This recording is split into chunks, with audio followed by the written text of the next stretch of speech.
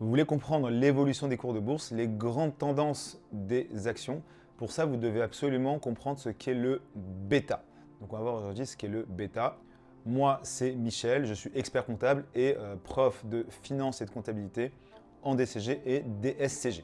Première chose à avoir à l'esprit pour comprendre le bêta, c'est qu'on va considérer un ensemble d'actions, donc un panier de plusieurs dizaines, voire plusieurs centaines d'actions. Et on va dire que ces actions sont représentatives de l'évolution de l'économie, donc des grandes tendances de l'économie. On a donc ce panier constitué d'un grand nombre d'actions et ce panier, on va l'appeler le marché. Et de manière pratique, pour le marché, on va considérer généralement un indice boursier. Okay, parce que si vous avez en tête un peu ce que c'est un indice boursier, ça va être par exemple le CAC 40, le SBF 120 en France. Aux États-Unis, on a le S&P 500, le Nasdaq, etc. Donc il y a une grande quantité d'indices boursiers qui existent. Tout simplement parce qu'un indice boursier, ça correspond bien à la définition qu'on a donnée, à savoir un panier constitué de plusieurs actions, plusieurs dizaines, voire plusieurs centaines d'actions.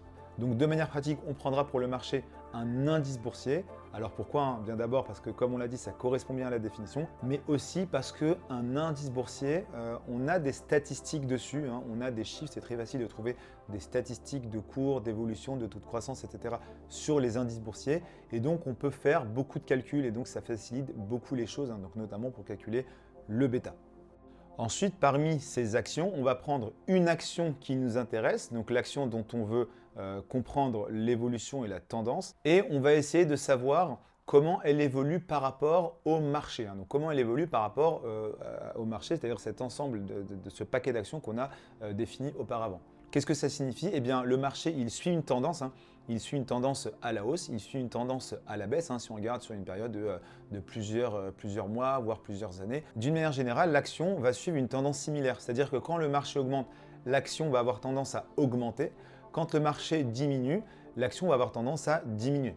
Et la question à laquelle on essaie de répondre quand on s'intéresse au bêta, c'est est-ce que quand le marché augmente, l'action que j'ai choisie, elle augmente plus que le marché ou alors elle augmente moins que le marché?